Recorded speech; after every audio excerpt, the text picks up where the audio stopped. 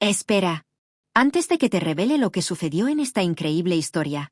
Si ya estás listo para ser mi cómplice en esta aventura, suscríbete ahora mismo y deja tu me gusta. Es hora de que la historia comience. Mi padre me humilló en el juicio por ser vaga, pero mi secreto de la CIA lo destruyó. No ha trabajado ni un día desde la universidad y ahora le roba a su propia madre muerta. Esas fueron las palabras que mi padre escupió bajo juramento ante un jurado de 9 personas. Hombres y mujeres que lo conocían desde antes de que yo naciera. No me inmuté. No me giré. Simplemente tomé un sorbo del vaso de plástico con agua que tenía delante. Sabía a metal y estaba tibia. Era esa clase de agua que parece haber estado oxidándose en las tuberías desde que se inauguró el juzgado en 1974. Dejé el vaso sobre la barandilla de madera, con una calma absoluta, sin producir el más mínimo ruido. Me llamo Elena Vance. Tengo 41 años y, hasta hace exactamente 9 segundos, estaba sentada en el estrado de los testigos en el Tribunal de Circuito del Condado de Fairfax escuchando a mi padre describir a una mujer que yo apenas reconocía. Ahora lo observo agitar una carpeta manila frente al jurado como si fuera un estandarte de guerra. Su rostro ha cobrado el color del polvo de ladrillo y su voz retumba en cada rincón de esta sala que apesta a madera vieja y colonia barata. Él todavía no sabe qué hay dentro del sobresellado que descansa en el maletín de mi abogado. No tiene la menor idea. Aprendí por las malas que, en la familia Vance, el silencio nunca se interpretó como disciplina, sino como una confesión de culpa. Durante décadas me sentí invisible, como si me miraran de frente pero solo alcanzaran a ver la versión de mí que ellos mismos habían inventado. No lloré ni grité. Me quedé allí, inmóvil, con la columna rígida contra el duro respaldo de la silla, viendo cómo Robert Vance desmantelaba 20 años de mi vida con la facilidad ensayada de un hombre al que jamás le han llevado la contraria. En su propia mente, él no era solo mi padre, era el soberano de este condado. El hombre que manejó el consejo local durante 3 décadas, cuya opinión decidía qué carreteras se pavimentaban y qué familias merecían respeto. Para él, yo solo era la hija que se dio a la fuga, la chica que prefirió un empleo de oficina genérico en Washington D.C. en lugar de honrar el legado de las tierras familiares. Es un fantasma, sentenció Robert al jurado con esa falsa autoridad que solía usar para dominar las cenas de los domingos. Pregúntenle a cualquiera en nuestro pueblo. Pregúntenle a los vecinos. A Elena no se la ha visto en 15 años. Dice que trabaja para un grupo de logística, pero no tiene oficina ni página web oficial. Mis investigadores no hallaron más que un vacío absoluto donde debería haber una carrera. Ha pasado su vida subsistiendo de las migajas que le arrojaba su madre, y ahora que mi esposa se ha ido, pretende exprimirnos hasta la última gota. Observé a mi hermana, Ashley, sentada entre el público. Es 7 años menor que yo y lucía un cardigan de diseñador que, según recordaba bien, había pagado con un fondo de donaciones discreto hace 3 años. Mantuvo la mirada clavada en su regazo, interpretando a la perfección el papel de la hermana traicionada y rota por el duelo. Robert le había estado susurrando veneno al oído durante meses, alimentando la narrativa de que yo era un parásito, y ella se lo había tragado todo. O al menos la versión que le garantizaba una porción más grande de la herencia. Dentro de mí, la ira no era un fuego ardiente, sino una frialdad clínica. Era la misma concentración distante que empleaba al coordinar equipos de extracción en territorio hostil. Miré la pared del fondo y comprendí que, para ellos, yo ya no existía. En la granja, Robert se había encargado de una limpieza sistemática. Cartas al pastor, al dueño de la ferretería, al concejal, todos habían recibido su circular asegurando que yo era una vividora profesional que se negaba a crecer. Recordé mi última visita a esa casa, justo después del funeral. Al entrar en el pasillo, busqué el lugar donde solían colgar mis menciones universitarias y mi retrato de graduación del ROTC. No quedaba rastro de ellos, solo un trozo de papel tapiz descolorido y un calendario publicitario de un concesionario de tractores. Yo era una fase que él había decidido clausurar y desechar.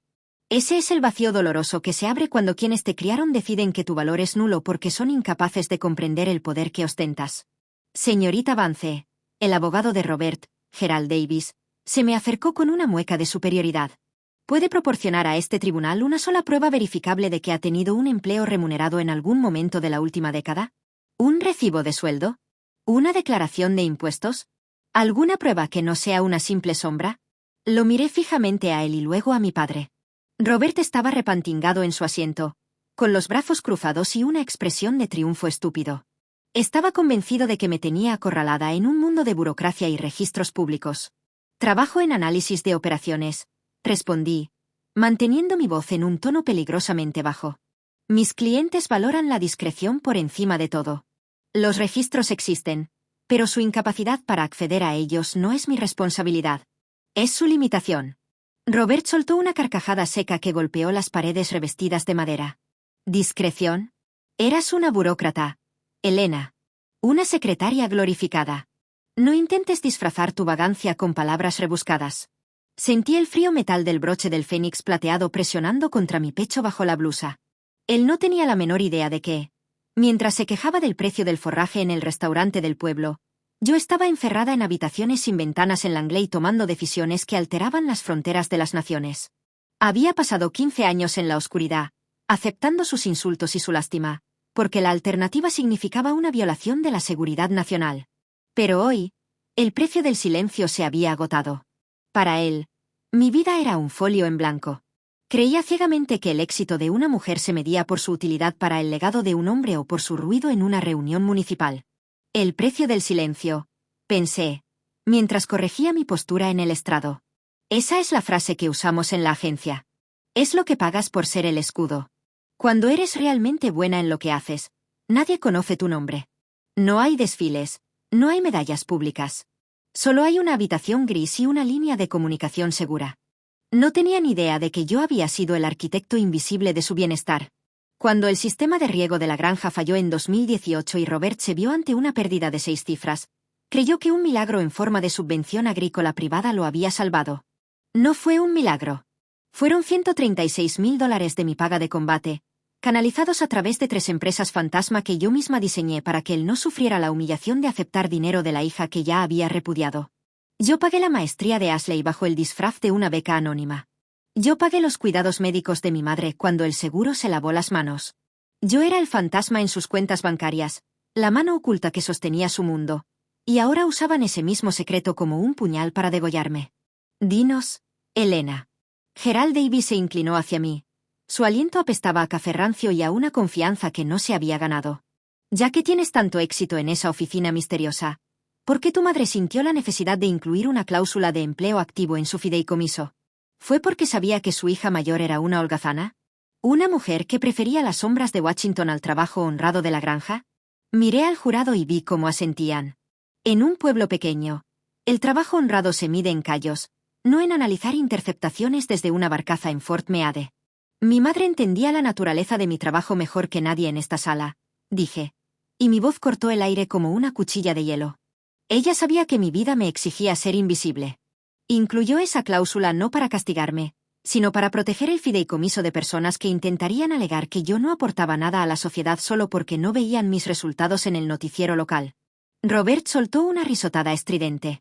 ¿Aportar a la sociedad? Eras una oficinista, Elena. Movías papeles mientras tu hermana se quedaba aquí a cuidar de esta familia. No intentes pasar por mártir. Solo eres un fantasma que tiene hambre. Lo observé en silencio.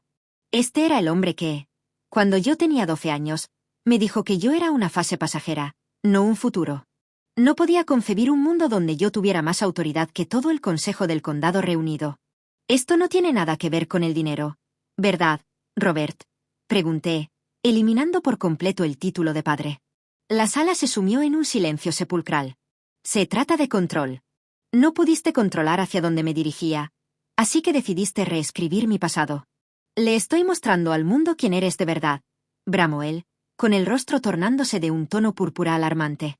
Me incliné ligeramente hacia adelante. Cuidado. Cuando buscas la verdad en la oscuridad, puede que no te guste lo que te devuelva la mirada. A Gerald Davis no le gustó mi respuesta. Se ajustó la corbata con un gesto nervioso, intentando recuperar el mando de una sala que empezaba a sentirse cargada de una tensión eléctrica. Se volvió hacia el jurado con una compasión ensayada. La defensa habla de secretos, dijo Davis mientras se paseaba frente a ellos. Pero miremos los hechos. Tenemos un informe de un investigador profesional. No existe ningún North Atlantic Logistics Group en la dirección que figura en los impuestos de la acusada. Es solo un apartado de correos en una tienda de mensajería. No hay rastro digital, ni LinkedIn, ni seguro médico. Se detuvo y me señaló con el dedo. La verdad es más simple. Elena es un fantasma porque no tiene nada que mostrar. Ashley, Por favor, acércate. Mi hermana se levantó y caminó hacia el estrado con una fragilidad calculada. Tenía los ojos enrojecidos. Miró al jurado como quien confiesa un trauma íntimo. Elena siempre encontraba la forma de hacernos sentir pequeños, susurró Ashley. Desaparecía durante meses y volvía alardeando de contratos y gente poderosa. Pero cuando mamá necesitaba ayuda con la hipoteca o las medicinas, siempre me encontraba sola. Elena decía que estaba entre proyectos. Y tras la muerte de mamá, vi los extractos. Miles de dólares retirados de su cuenta personal. Firmas que no eran de ella. Me destrozó descubrir que mi hermana usaba la demencia de nuestra madre para costearse su gran vida en DC. Sentí un escalofrío. Falsificación. Realmente habían llegado a ese extremo. Ashley, la maestra de primaria que vivía para las catas de vino, estaba haciendo el papel de su vida. Omitió, por supuesto, que esos miles de dólares eran reembolsos para las enfermeras privadas que yo había contratado en secreto porque Robert se negaba a pagar a extraños para que entraran en su casa. Roberta sentía desde su silla, solemne.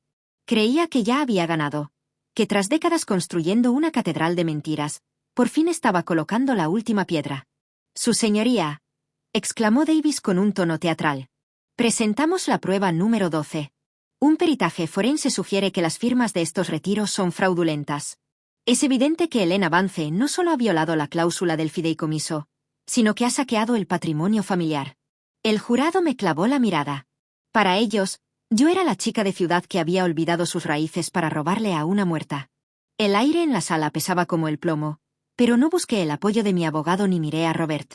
Clavé mis ojos en la puerta del fondo. «¿Es todo?», pregunté sin elevar el tono. «¿Es todo?», rugió Robert. «Te hemos atrapado. Elena. Eres una mentirosa y una ladrona».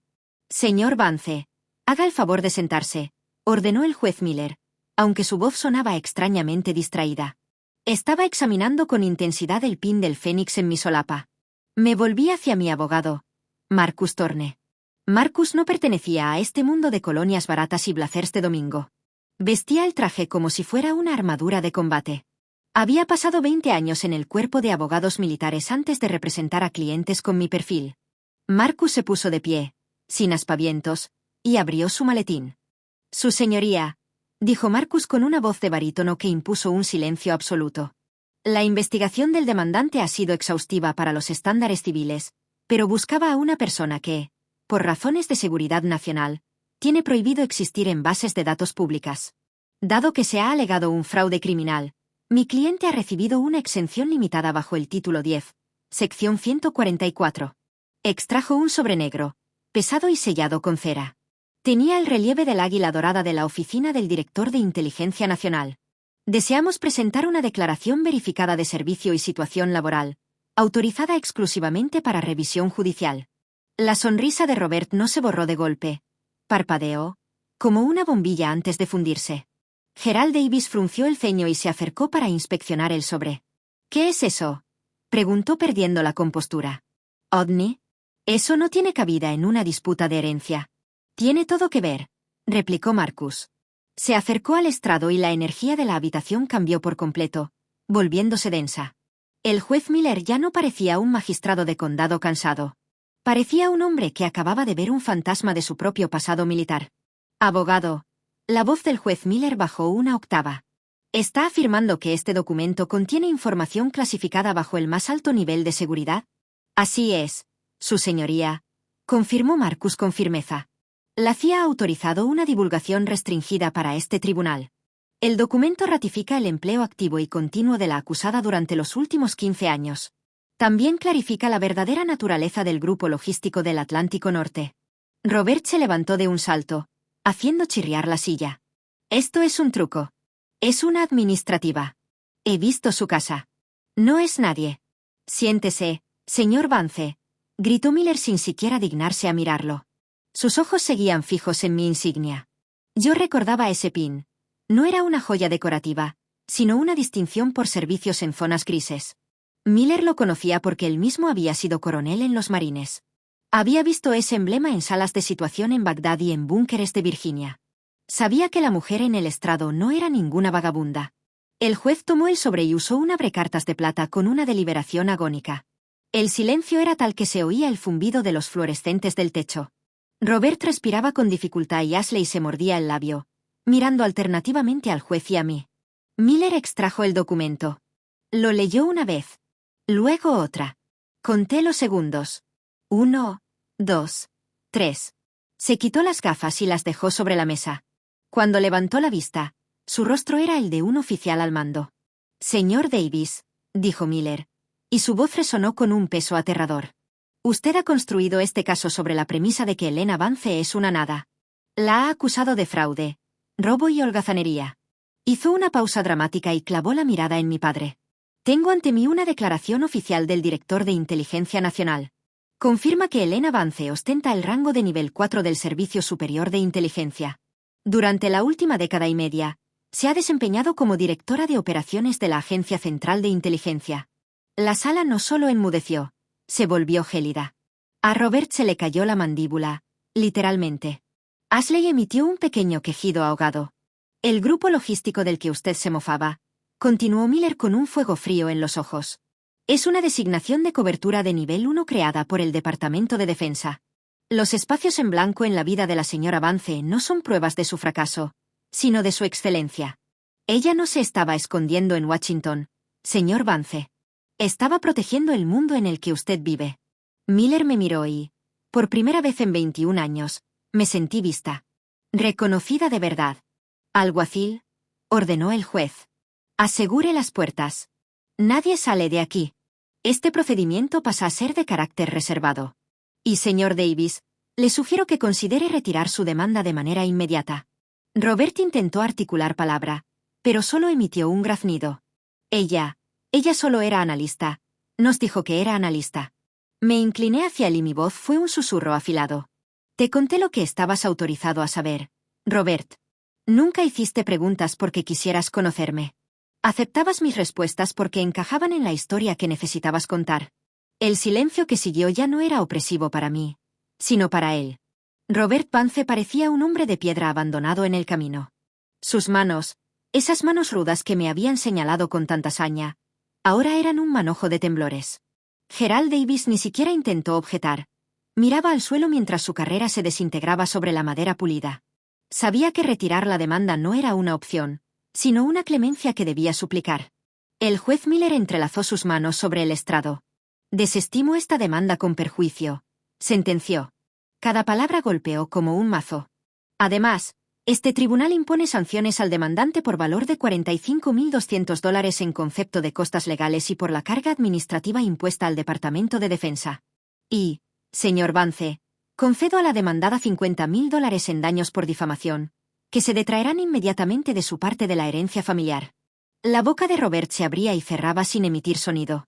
Buscó a Ashley con la mirada, pero ella se había hundido en su asiento, ocultando el rostro entre las manos. Su alianza de conveniencia se había evaporado en el instante en que las consecuencias se volvieron reales. Elena, balbuceó finalmente Robert. No lo sabíamos. ¿Cómo íbamos a saberlo? Me puse de pie. No sentí el subidón de adrenalina habitual tras una operación. Solo sentí limpieza. No tenías por qué saber los detalles, Robert, pero tenías la obligación de conocerme a mí. Deberías haber sabido que la niña que trabajaba 10 horas en el campo no se convirtió en un parásito solo por mudarse de ciudad. Caminé hacia la salida. Al pasar por el lado de mi padre, no me detuve. Ni siquiera aminoré el paso. Seguí el mismo ritmo constante que había mantenido durante 15 años. Hacia adelante, con propósito y fuera de su alcance. El dinero de las enfermeras, dije, deteniéndome apenas lo justo para que me oyera. Los $136.000 que salvaron esta granja hace 4 años, también fui yo. No lo hice por amor al legado. Lo hice porque mi madre te amaba. Pero esa deuda está oficialmente saldada. Empujé las pesadas puertas de roble y salí al pasillo de mármol del Palacio de Justicia. El aire allí era distinto. Fresco, puro, con el sabor de una libertad que me había ganado 1000 veces. Marcus Thorne me alcanzó frente al ascensor. No hubo felicitaciones. No usamos esa palabra en nuestro oficio. Simplemente me devolvió mi maletín. El director espera tu informe mañana a las 8, dijo Marcus. Le impresionó tu autocontrol frente al juez. Solo estaba cuadrando la caja, Marcus, respondí mientras las puertas del ascensor se cerraban. Al llegar al estacionamiento, me senté en el auto un momento, observando el pin del fénix en el espejo retrovisor. Lo desabroché y lo guardé en su estuche de terciopelo. Durante 15 años me había hecho pequeña para encajar en sus prejuicios. Había aceptado sus burlas como el precio de mi deber. Pero mientras dejaba atrás el juzgado y ponía rumbo al Langley, comprendí que ya no era un fantasma en mi propia vida. Ahora era la autora, y el siguiente capítulo se escribiría en un lenguaje que ellos jamás podrían descifrar. Nunca permitas que las historias de otros definan quién eres. Si te ha gustado este desenlace, apoya mi historia. Nota de acceso clasificado. Solo para miembros de la red. Has presenciado cómo se desmoronaba una catedral de mentiras. Has visto lo que sucede cuando un fantasma decide finalmente encender la luz y reclamar su lugar en la historia. En este mundo de sombras y desinformación, la verdad es el activo más valioso, pero también el más difícil de proteger. Al igual que Elena, muchos de nosotros operamos en silencio, construyendo legados que otros no pueden o no quieren ver. Pero aquí, en esta comunidad, el silencio no es una opción. Es nuestra fuerza. Asegura tu lugar en la agencia. Si crees que nadie debe permitir que otros definan su valía, y si disfrutaste ver cómo se cuadraban las cuentas en esa sala de tribunal, te invito a formalizar tu estatus en nuestra red. Pulsa el botón de me gusta. Considéralo tu insignia del Fénix. Es la señal de que has comprendido el mensaje y de que valoras la precisión táctica de esta historia. Suscríbete al canal. No dejes que tus próximos informes queden en el limbo. Al suscribirte, obtienes acceso prioritario a los próximos expedientes y giros argumentales que estamos preparando. Activa la campana de notificaciones. En el mundo de la inteligencia, un segundo de retraso puede cambiarlo todo. No permitas que el algoritmo decida qué historias autorizas ver. Toma el control de tu propia base de datos. Reporte de campo. Comentarios. Elena dejó claro que Robert no la conocía realmente. Queremos saber. ¿Alguna vez has tenido que ocultar tu verdadero potencial para proteger algo más grande? ¿O has vivido ese momento de justicia donde la verdad finalmente salió a la luz? Deja tu reporte en los comentarios. Leemos cada entrada con la rigurosidad de un análisis de operaciones. El siguiente capítulo ya se está escribiendo. Y esta vez, tú eres parte del equipo operativo.